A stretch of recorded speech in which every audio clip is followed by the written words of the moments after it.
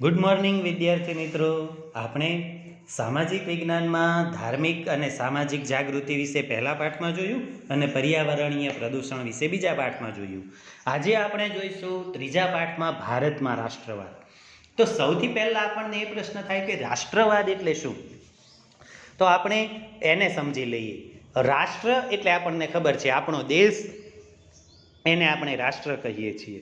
અને રાષ્ટ્રવાદ એટલે પોતાના દેશ માટે ગૌરવની લાગણી, પોતાના રાષ્ટ્ર એટલે કે દેશ પ્રત્યે પોતાનું તન મન અને ધન એ બધું સમર્પણ કરવાની જે ભાવના રહી એને આપણે રાષ્ટ્રવાદ કહીએ છીએ. ભારતમાં રાષ્ટ્રવાદનો ઉદ્ભવ આઝાદી સમયે થયેલો અને એ વખતે ભારતની આઝાદી મળી 15મી ઓગસ્ટ 1947ના દિવસે. એ સમય એની અગાઉના સમયગાળામાં ભારતનો રાષ્ટ્રવાદ છે એ અતિશય હતો, પ્રબળ હતો. એની માત્રા, રાષ્ટ્રવાદની માત્રા એ સમય દરમિયાન વિપુલ પ્રમાણમાં હતી અને એટલા માટે જ આપણો સ્વાતંત્ર્ય સંગ્રામ ચાલી રહ્યો હતો, આપણી આઝાદીની લડત ચાલી રહી હતી. આપણા દેશમાં રાષ્ટ્રવાદ આમ તો શરૂઆતથી રહેલો છે, વર્ષોથી. ઈસવીસન પૂર્વે પણ ભારતમાં રાષ્ટ્રવાદનો વિકાસ તો થયેલો જ. દરેક નાના મોટા રાજ્યોને પોતાના દેશ પ્રત્યે માન સન્માનની લાગણી હતી અને પોતાના દેશ અથવા રાજ્ય માટે તન મન અને ધન ન્યોછાવર કરવાની વાતો આપણે ઘણી બધી વાતોમાં સાંભળી છે. પરંતુ આધુનિક જગતના જે રાષ્ટ્રવાદની આપણે વાત કરીએ, એટલે કે નવી પેઢીમાં જે રાષ્ટ્રવાદની વાત કરીએ, તો અત્યારને જે રાષ્ટ્રવાદ છે એ જેની વ્યાખ્યાયિત થયો એ પ્રમાણેનો સૌથી પહેલાં એનો ઉદય અમેરિકા અને યુરોપમાં થયેલો. અમેરિકામાં જ્યારે એમની આઝાદીની ચળવળ ચાલી તે સમયે એમનો અમેરિકા પણ ગુલામ હતું, એ સમયે એમાં રાષ્ટ્રવાદનો ઉદય થયો. એ પછી ફ્રાન્સની ક્રાંતિ, ઇટાલી અને જર્મનીનું એકીકરણ, એ બધાના હિસાબે યુરોપમાં પણ રાષ્ટ્રવાદનો ફેલાવો થયો હતો. બ્રિટિશરોના સંપર્કના લીધે ભારતમાં પણ રાજકીય, સામાજિક, ધાર્મિક અને આર્થિક દૃષ્ટિકોણમાં ફેરફાર થયા અને ભારતમાં આધુનિક રાષ્ટ્રવાદના ઘડતરના પરિબળો થયા.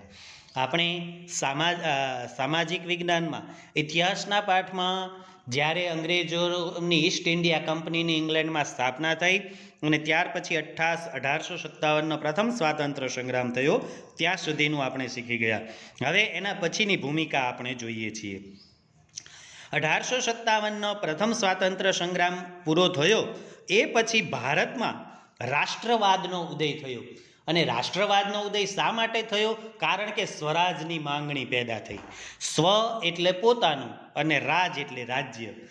એ સમયે ભારત ઉપર બ્રિટિશરોના કાયદા અને બ્રિટિશરોનું રાજ હતું, એટલે એના બદલે ભારત દેશમાં પોતાના જ લોકોનું રાજ્ય સ્થપાય, એટલે કે સ્વરાજ્ય સ્થપાય, એની માંગ પ્રબળ બની અને એના હિસાબે ભારતમાં રાષ્ટ્રવાદનો વિકાસ થયો. તો હવે આપણને પ્રશ્ન એ થાય કે ભારતમાં શા માટે સ્વરાજ્યની માંગણી છે એ પ્રબળ બની? તો એના જુદા જુદા કારણો છે. રાજકીય, આર્થિક, સામાજિક, ધાર્મિક, શિક્ષણને લગતા, વાહન અને સંદેશા વ્યવહારને લગતા, એ બધા જ આપણે ક્રમસર જોતા જઈએ. તો એમાં સૌથી પહેલું કારણ છે એ રાજકીય છે. એમાં આપણે જોઈએ તો અંગ્રેજોના શાસન પહેલાં ભારત દેશમાં રાજાશાહી હતી. એટલે કે ભારત દેશ અત્યારે જેમ આખો આપણો ભારત દેશનો નકશો જોઈ શકીએ છીએ એમ આખો નકશો નહોતા જોઈ શકતા, પણ દરેક રાજા પોતપોતાનો જે પ્રદેશ હોય એના ઉપર એની સત્તા હતી. ભારત દેશ છે એ નાના મોટા રજવાડાઓમાં વહેંચાયેલું હતું. એટલે કે દરેક રાજ્યમાં દરેક જુદા જુદા રાજાનું રાજ્ય હતું. રાજ્યો પણ ખૂબ નાના હતા. એ વખતે એમ કહી શકાય કે લગભગ 562 જેટલા રજવાડાઓ ફક્ત ભારતમાં હતા. આમ ભારત દેશ છે એ 512 નાના નાના રાજ્યોમાં વહેંચાયેલો હતો. અને પાછું શું હતું કે આ દરેક રાજ્યો છે એમને અંદરો અંદર સંપ હતો નહીં. એના હિસાબે તો આપણે આગળ પ્રથમ સત્રમાં જોઈ ગયા કે અંગ્રેજો સહાયકારી યોજના અને ખાલસા નીતિ દ્વારા આખા ભારત પર પોતાનો વર્ચસ્વ જમાવી શકેલા. હવે ભારતમાં જ્યારે અંગ્રેજોના શાસનની શરૂઆત થઈ ત્યારે અંગ્રેજોનો વહીવટ સારો હતો નહીં, બરાબર. અંગ્રેજોના તાબા હેઠળ એક સરખો વહીવટ આખા દેશમાં અમલમાં આવ્યો, પરંતુ અંગ્રેજોનો અનુભવ એકંદરે પ્રજા માટે સારો હતો નહીં. માટે શા માટે સારો હતો નહીં? કારણ કે અંગ્રેજોમાં ભેદભાવની નીતિ હતી. અંગ્રેજ વ્યક્તિ માટેના અને સામાન્ય ભારતીયો માટેના નિયમો જુદા જુદા હતા. એ માટે થઈ અને ધીરે ધીરે ભારતમાં અંગ્રેજો પ્રત્યેનો વિરોધ પ્રબળ બનતો ગયો. એ જ રીતે આર્થિક બાબતમાં જોઈએ તો અંગ્રેજોની આર્થિક નીતિના હિસાબે ભારત પાયમાલ થઈ ગયું હતું. નહીંતર સોનાની ચીડિયા કહેવાતો આપણો દેશ અંગ્રેજોના આગમન પહેલાં ભારત દેશ છે એને સોનાની ચીડિયા કહેવાતો હતો. કેમ કે એટલું સમૃદ્ધ હતું કે અહીંના પશુ પક્ષીઓ પણ સોનાના મૂલ્ય જેટલા કિંમતી છે એમ માનવામાં આવતું હતું. એવો ભારત દેશ એ અંગ્રેજોની નીતિના હિસાબે પાયમાલ થઈ ગયો. કઈ રીતે? તો જુઓ, એક એક્ઝામ્પલ આપણે વિચારીએ કે ઔદ્યોગિક ક્રાંતિના હિસાબે ઇંગ્લેન્ડની અંદર કાપડ ઉદ્યોગ ખૂબ જ વિકસિત થયેલો હતો. એટલે એમના માટે મહત્વનું એ હતું કે ત્યાં જે કારખાનાઓ શરૂ થયા એના હિસાબે એમને કાચો માલ કારખાનાઓમાં વસ્તુ તૈયાર થાય પણ અંદરથી સીધી વસ્તુ ન નીકળે. માની લો કે કાપડ તૈયાર કરવું હોય તો કાપડ એમાં ફટાફટ તૈયાર થઈ જાય, પણ એના માટે કાચો માલ એટલે કે રૂ કે રેશમ એ તો એમની પાસે જોઈએ. એટલે એમની પાસે બે વસ્તુની જરૂરિયાત હતી. એક કાચા માલની જરૂર હતી અને બીજું કે કાપડ તો સરસ મજાનું તૈયાર કરી નાખે, પણ ત્યાં તો એટલું બધું કાપડ ઉત્પન્ન થતું હતું કે ઇંગ્લેન્ડમાં વેચતા છતાં પણ વધતું હતું. તો એ બધો માલ ક્યાં નાખે? એટલે એ વેચવા માટે એમને બજાર પણ જોઈતું હતું. એટલા માટે એમને બે વસ્તુની જરૂર હતી. કાચો માલ જેને કહેવાય, એટલે કે જે રૂ છે એને કાચો માલ કહેવાય કાપડ તૈયાર કરવા માટે. એટલે કાચા માલની એ જરૂર હતી અને જે વસ્તુ તૈયાર થાય એટલે કે કાપડ તૈયાર થઈ જાય એ તૈયાર માલ એને વેચવા માટેની પણ જરૂર હતી. તો આ બધું એમને ભારતમાં મળી રહ્યું હતું કે ભારતમાં જે વસ્તુ તૈયાર થાય, કપાસનું જે ઉત્પાદન થાય, કપાસમાંથી રૂ નીકળે એ આપણે જાણીએ છીએ. તો અહીંથી કપાસની ખરીદી કરી અને એ ઇંગ્લેન્ડ મોકલતા.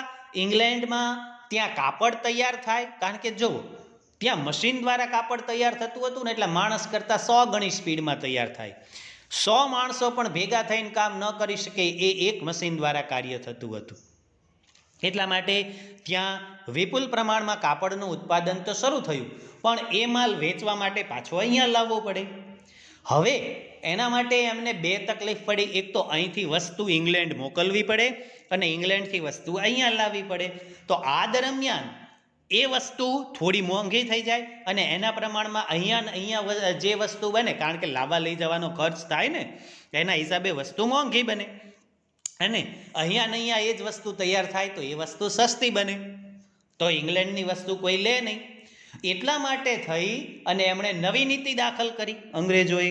અને નવી નીતિ પ્રમાણે માની લો કે 100 રૂપિયાનું કાપડ ઇંગ્લેન્ડથી અહીંયા આવે તો કોઈ પણ વસ્તુ વેપાર ધંધામાં ટેક્સ હોય, જેને આપણે કહીએ છીએ કર. સાદી ભાષામાં કર કહેવાય. અત્યારે આપણે ટેક્સ કહીએ છીએ, કર કહીએ, જકાત કહીએ, દાણ કહીએ. આ બધી એક જ બાબતો છે, સમાનાર્થી શબ્દો છે. એટલે એમણે ત્યાંથી આવતી વસ્તુ ઉપર ઓછી જકાત એટલે કે કર રાખ્યો, ટેક્સ. 1% આપણે અંદાજિત લઈએ તો 1% ટેક્સ નાખીએ. એટલે 100 રૂપિયાનો ઇંગ્લેન્ડથી વસ્તુ અહીંયા આવે તો એના ઉપર 1%, 100 રૂપિયા એમને ટેક્સ ભરવો પડે. એટલે અહીંયા એની કિંમત 101 રૂપિયા થાય.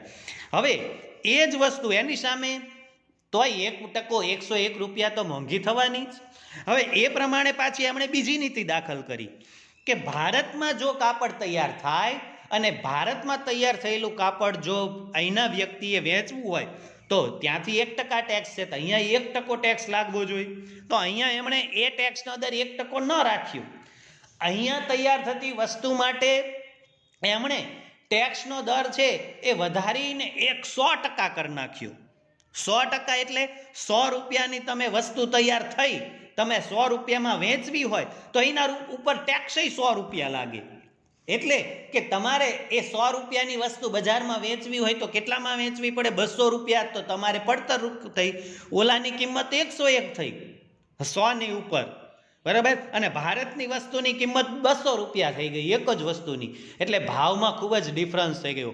ભારતની વસ્તુઓ ભારતમાં જ મોંઘી પડવા માંડી, કારણ કે ભારતમાં બનતી વસ્તુઓ ઉપર ટેક્સ ખૂબ જ વધારી દીધો હતો. એના હિસાબે ભારતમાં બનતી વસ્તુઓ ભારતમાં મોંઘી બનવા લાગી. એટલા માટે થઈ અને ઇંગ્લેન્ડની વસ્તુઓનું વેચાણ વધવા લાગ્યું. ભારતના લોકોની વસ્તુઓ ઓછી વેચાવાથી ભારતના જે ઉદ્યોગ ધંધા હતા એ પડી ભાંગ્યા, અને આ કારીગર વર્ગ હતો એ બેકાર બન્યો. એના માટે થઈ અને ભારતના ઉદ્યોગ પડી ભાંગ્યા અને ભારતનો કારીગર વર્ગ બેકાર બન્યો, અને ભારતમાં આર્થિક રીતે પછાતપણું શરૂ થયું.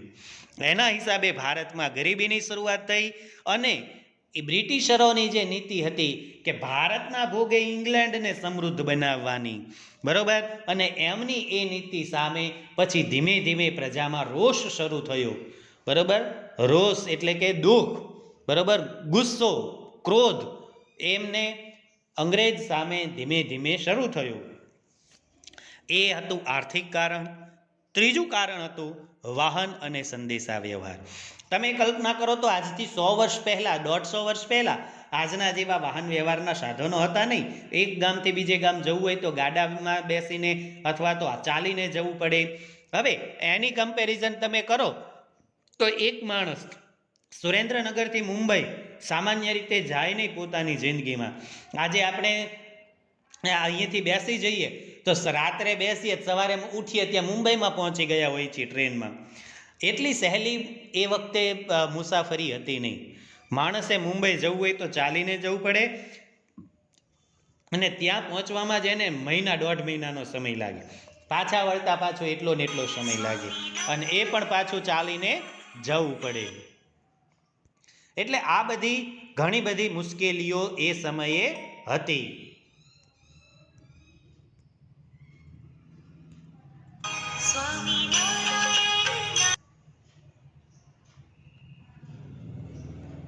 એટલા માટે પછી માણસ એક શહેરથી બીજા શહેર સુધી ઝડપથી મુસાફરી કરતો નહીં, એટલે તેને બીજા શહેરોમાં શું પરિસ્થિતિ છે એનાથી એ ઝડપથી માહિતગાર નહોતો. એ જ પ્રમાણે અત્યારે જે મોબાઈલ છે એ મોબાઈલનો પણ વપરાશ હતો નહીં, શોધ જ નહોતી થયેલી ટેલિફોનની. એટલે સંદેશા વ્યવહારના સાધન ટપાલની પણ હજી શરૂઆત નહોતી થયેલી. એટલે એ સમયે વાહન વ્યવહાર અને સંદેશા વ્યવહાર એનો ખૂબ જ અલ્પ વિકાસ, આમ તો નહીવત કહેવાય, વિકાસ જ નહોતો એમ કહી શકાય, બરાબર. એટલા માટે એ સમયે લોકોને બીજા લોકોની પરિસ્થિતિ ઝડપથી ખ્યાલ પડતો નહીં. એટલા માટે લોકોમાં એટલી જાગૃતિ આવતી નહીં. પરંતુ સમય જતાં અંગ્રેજોએ પોતાના માલ સામાનની હેરફેર માટે પણ ટ્રેનની શરૂઆત કરી. ટ્રેનની શોધ થઈ ગઈ હતી એટલે, અને જેનો લાભ ભારતીય પ્રજાને પણ મળ્યો, અને એક શહેરથી બીજા શહેરમાં અથવા એક ગામથી બીજે ગામ જતા થયા, અને પોતાના જેવી જ સમસ્યા આખા દેશ બીજા લોકોને પણ છે એનાથી માહિતગાર થયા, અને એના હિસાબે પોતાના દેશમાં પોતાનું રાજ્ય હોવી જોઈએ એવી માંગણી પ્રબળ બની, અને લોકોના સંપર્કમાં આવવાથી, બરોબર, અને લોકો એકબીજાના સંપર્કમાં આવવાથી એક રાષ્ટ્રીય નેતાગીરીનો પણ ઉદ્ભવ થયો. પછીનો મુદ્દો છે શિક્ષણ અને સાહિત્ય. પહેલાના જમાનામાં શિક્ષણનું પ્રમાણ ખૂબ જ ઓછું હતું, અને ભણેલ ગણેલ વ્યક્તિ ખૂબ જ ઓછા મળતા હતા. અંગ્રેજી શિક્ષણ તો બિલકુલ ન હતું. એ સમયે મોટા ભાગના જે સાહિત્ય હતા એનું સર્જન ઇંગ્લિશમાં વધારે હતું, કારણ કે અમેરિકામાં જે સ્વાતંત્ર્ય સંગ્રામ થયો અને ફ્રાન્સમાં જે ક્રાંતિ થઈ એ બધા સ્વતંત્રતા, સમાનતા અને બંધુત્વની ભાવનાની જે આપણને પ્રેરણા મળી ફ્રાન્સની ક્રાંતિમાંથી, એ બધા વિષયના પુસ્તકો ઇંગ્લિશમાં હતા. અંગ્રેજોએ અહીં આવી અને પોતાની સરળતા માટે, વાતચીતમાં સરળતા રહે એના માટે થઈને ભારતમાં જે અંગ્રેજી કેળવણીની શરૂઆત કરી. એટલે જે માણસો અંગ્રેજી શીખ્યા એ લોકોએ સાથે સાથે એ સાહિત્યના પુસ્તકો પણ વાંચ્યા. અમેરિકન સ્વાતંત્ર્ય સંગ્રામની વાતો વાંચી, ફ્રાન્સની ક્રાંતિની વાતો વાંચી અને એમાંથી એમને પ્રેરણા મળી અને પોતાના દેશમાંના પણ ઉજ્જવળ ભવિષ્યની કલ્પના કરવા લાગ્યા. અને ભારત જે ધીમે ધીમે આર્થિક રીતે પછાત અને અધોગતિ તરફ ગતિ કરી રહ્યો હતો, એમાંથી ભારતનો વિકાસ કરવાની અને પોતાના દેશને પણ મહાન બનાવવાની પ્રેરણા એ લોકોને એમાંથી મળી. એટલે શિક્ષણ અને સાહિત્ય એના હિસાબે પણ ભારતમાં રાષ્ટ્રવાદ પ્રબળ બન્યો. અને એ સમયે જો સૌથી રાષ્ટ્રવાદ ફેલાવવાનું અગત્યનું કામ જો કોઈએ કરેલું હોય તો એ હતું વર્તમાનપત્રો. વર્તમાનપત્રોની શોધ એ સમયે તાજેતરમાં નવી થયેલી. લોકો વર્તમાનપત્રો વાંચતા. વર્તમાનપત્રો એટલે છાપું. આપણે જે અત્યારે રોજ સવારે આવે છે ને, ગુજરાત સમાચાર, સંદેશ, દિવ્ય ભાસ્કર, એ પ્રમાણે છાપાઓમાં જે સરકારના ખોટા કાયદાઓ હતા, ક્રૂર કાયદાઓ હતા, જે ભારતના લોકોને પરેશાન કરનારાઓ કાયદાઓ હતા, એના વિશે વર્તમાનપત્રોમાં લખાણો આવતા ગયા. અને એના હિસાબે પ્રજાની અંદર રાષ્ટ્રવાદની ભાવના પ્રબળ બની અને ભારતમાં રાષ્ટ્રવાદનો વિકાસ થયો. એ જ રીતે આ પછીનું જે કારણ હતું એ ભારતનો ભવ્ય વારસો. કોઈ પણ પ્રજાને જો લાંબો સમય ગુલામીમાં રાખવી હોય તો એને પોતાના દેશની જે ભવ્યતા છે એ ભૂલવાડવી પડે. અંગ્રેજો સારી રીતે જાણતા હતા. એટલે એમણે અંગ્રેજી કેળવણીની મદદથી ભારતની જે ઉજ્જવળ ભવિષ્ય ભૂતકાળની પરંપરાઓ હતી એને લગભગ નષ્ટપ્રાય કરી દીધેલી હતી. અને કોઈ જાણે નહીં એવી રીતે એના પુસ્તકો એનું એમણે પ્રકાશન બંધ કરી દીધેલું હતું. પરંતુ એ સમયના ભારતના વિદ્વાનોએ ભારતમાં જે ગ્રંથો અને ભારતના જે વેદો, ઉપનિષદો, રામાયણ, મહાભારત, ગીતા, પુરાણો, એ બધાનું મહત્વ લોકોને સમજાવ્યું અને કહ્યું કે ભારત પહેલેથી સમૃદ્ધ દેશ છે. ભારતના લોકોને વેદોની અંદર જે જાણકારી આપવામાં આવેલી છે એ બધી જાણકારી તો અત્યારના વૈજ્ઞાનિકોને પણ નથી. અને ભારતના ભવ્ય ભૂતકાળ વિશે લોકોમાં જાગૃત કર્યું. એટલા માટે થઈ અને ભારતના લોકોને પોતાની ભૂતકાળની પરંપરાઓ વિશે જ્ઞાન થયું અને એમાંથી એમને પણ પોતાના દેશ માટે ગૌરવની લાગણી પેદા થઈ. આવી રીતે ભારતનો ભવ્ય વારસો અને એની અસ્મિતા એમાં જાગૃત થઈ. આ બધા કારણો છે જેના હિસાબે ભારતમાં રાષ્ટ્રવાદ પ્રબળ બન્યો અને ભારતમાં આઝાદીની માંગણી પ્રબળ બની. હવે આ આપણે ભારતમાં રાષ્ટ્રવાદના કારણો જોયા. મુખ્ય 6 કારણો હતા જેના હિસાબે ભારતમાં રાષ્ટ્રવાદની ભાવના પ્રબળ બની. બરાબર. આજે આપણે જોયું એ એટલા માટે જ જોયું છે કે ભારતમાં કઈ બાબતોના હિસાબે રાષ્ટ્રવાદ પ્રબળ બન્યો. હવે આપણે જે જગ્યાએ પહેલા સત્રમાં પૂરું કરેલું હતું એના પછી આપણે આગળ જઈએ છીએ. 1857નો પ્રથમ સ્વાતંત્ર્ય સંગ્રામ નિષ્ફળ ગયો. એ પછી અંગ્રેજોને એમ લાગ્યું કે હવે આ રીતે ભારતના લોકોને જાજો સમય સુધી આપણે દબાવી શકશું નહીં. એટલા માટે આપણે એવી તૈયારી કરવી પડશે કે આપણે એવું બતાવવું પડશે કે આપણે પણ ભારતના લોકોના હિતમાં કામ કરીએ છીએ.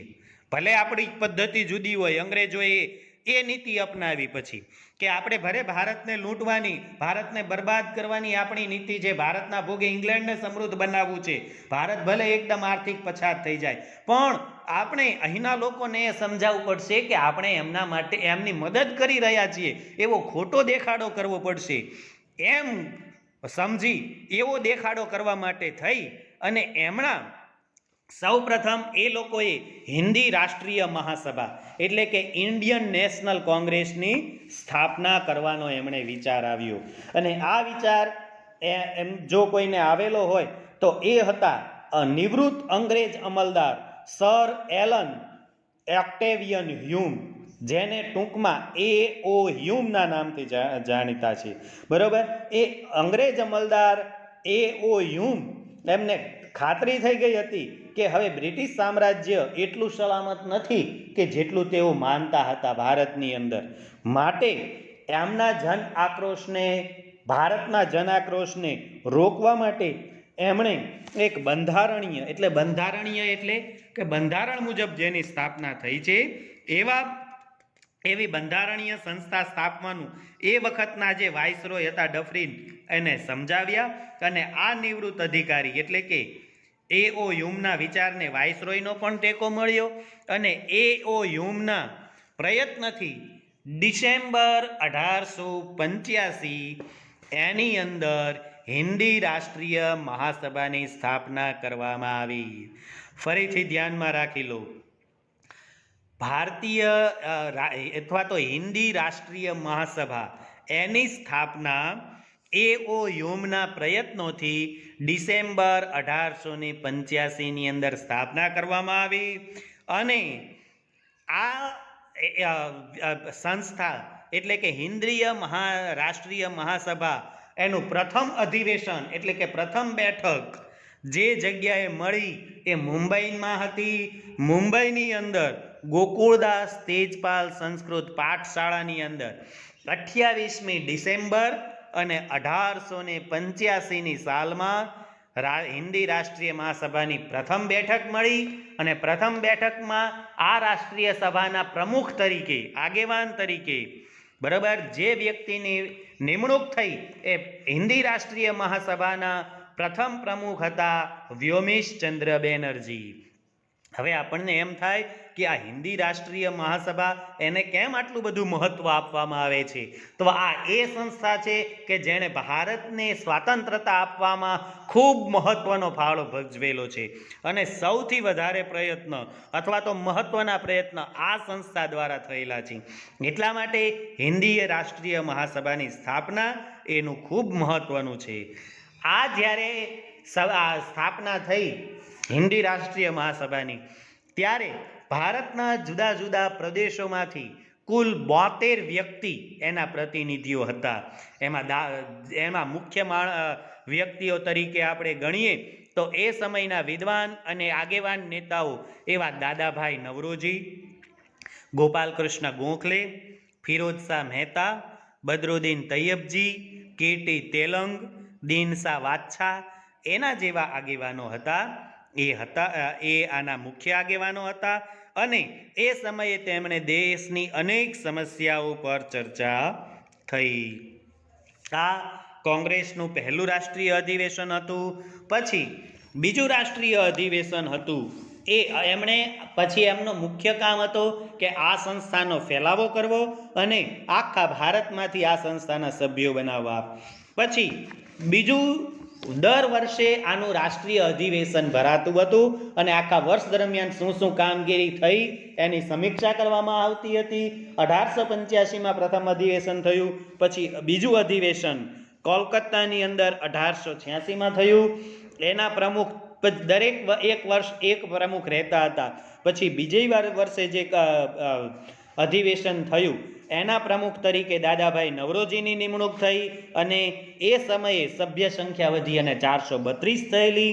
ત્રીજું અધિવેશન થયું એ મદ્રાસમાં થયું, અને એના પ્રમુખ તરીકે બદરુદ્દીન તૈયબજી આવ્યા 1887માં, અને એ સમયે આ અધિવેશનની સભ્ય સંખ્યા 607 થઈ હતી.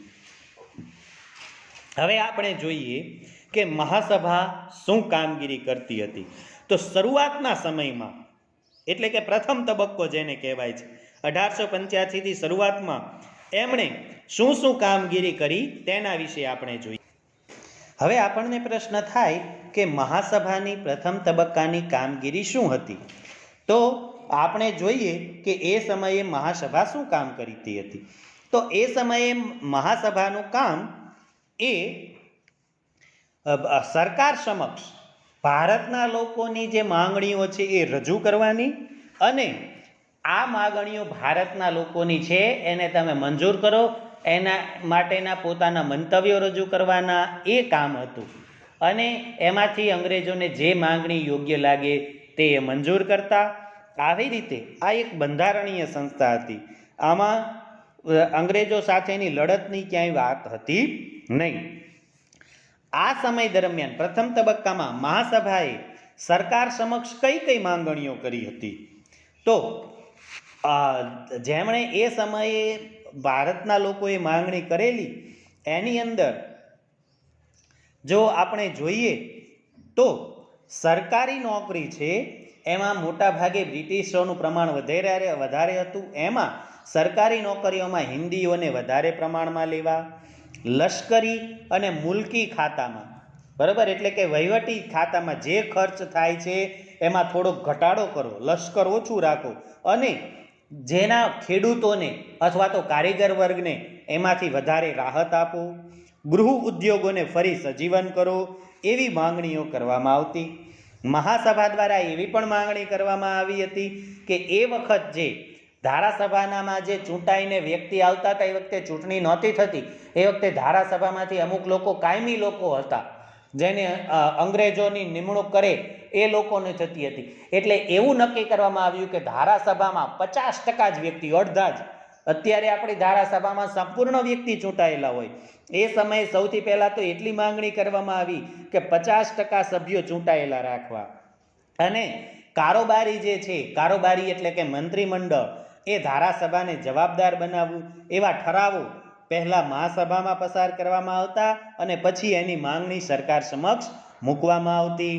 અને તમને એ જાણીને પણ આશ્ચર્ય થશે અથવા તો નવાઈ લાગશે કે આવી રીતે વગર આંદોલને પણ મહાસભાની પ્રથમ તબક્કાની કામગીરીમાંથી ઘણી બધી વસ્તુઓ અંગ્રેજોએ માનેલી. કઈ કઈ બાબતો માનેલી?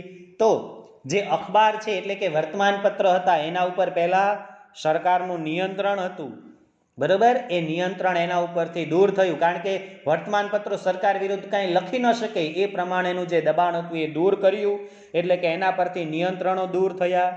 વ્યક્તિ સ્વાતંત્ર્ય અને વાણી સ્વાતંત્ર્ય આપતા કાયદાઓ પસાર થયા. નહીંતર તો એવું હતું કે તમે સરકારી કાયદાનો વિરોધ જ ના કરી શકો, ખોટો કાયદો હોય, માણસોને અન્યાય કરતા કાયદો હોય, છતાં પણ એનો વિરોધ કરી શકો નહીં. અને જો તમે એનો વિરોધ કરો તો સરકાર, પોલીસ તમને પકડીને જેલમાં પૂરી દે.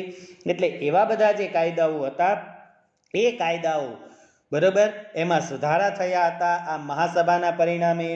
મહાસભાએ સામાન્ય રીતે એ સમયના જે શિક્ષિત લોકો હતા, શિક્ષિત લોકોનું પ્રમાણ ઘણું જ ઓછું હતું, પરંતુ છતાં પણ જે શિક્ષિત લોકો હતા એમાં રાષ્ટ્રીય ચેતના જાગૃત બનાવી અને તેમને રાજકીય તાલીમ આપી અને તેનાથી ભવિષ્યમાં આપણા માટે સ્વાતંત્ર્ય સંગ્રામ લડવા માટેને જે યોગ્ય નેતાઓ હતા એ આપણી નજર સામે આવ્યા. એટલે આ હતી મહાસભાની પ્રથમ તબક્કાની કામગીરી. હવે આપણે જોઈએ છીએ અંગ્રેજોની નીતિ. તો અંગ્રેજોની નીતિ એવી રહી ભારતમાં કે ભાગલા પાડો અને રાજ કરો. જો ભાગલા પાડો અને રાજ કરો એટલે શું કે જો કોઈ બે મિત્રો હોય અને બંને બળિયા હોય તો તમે એકલી વ્યક્તિ તેને પહોંચી શકો નહીં. તો એના માટે તમારે શું કરવાનું? તો કે એ બે મિત્ર છે ને એને ખોટી ખોટી વસ્તુઓ સમજાવી અને એવી રીતે કરો કે બંને મિત્રો આપસમાં લડે.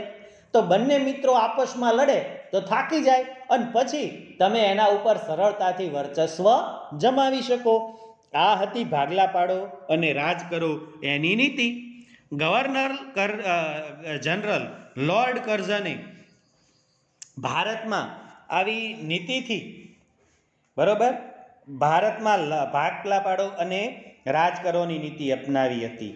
અને એ સમયે એ નીતિના અનુસંધાને એ વખતનો સૌથી મોટો પ્રાંત એટલે કે પ્રદેશ હતો બંગાળા, બરાબર, એટલે જેને આપણે અત્યારે કહીએ છીએ પશ્ચિમ બંગાળ, બરાબર. એમણે એક ખૂબ મોટો પ્રદેશ હતો એટલે એના ભાગલા પાડ્યા. હવે જો વિસ્તારની દ્રષ્ટિએ મોટો હતો એટલે એની વહીવટી સરળતા માટે ભાગલા પાડવા એ બહુ જ સારી બાબત હતી. પરંતુ એના જો વહીવટી રીતે ભાગલા પાડવા હોય તો ભૌગોલિક રીતે જે સ્થળો એક બાજુ જોડાયેલા છે એને અને બીજી બાજુનો ભાગ એ પ્રમાણે ભાગ પાડી શકાય.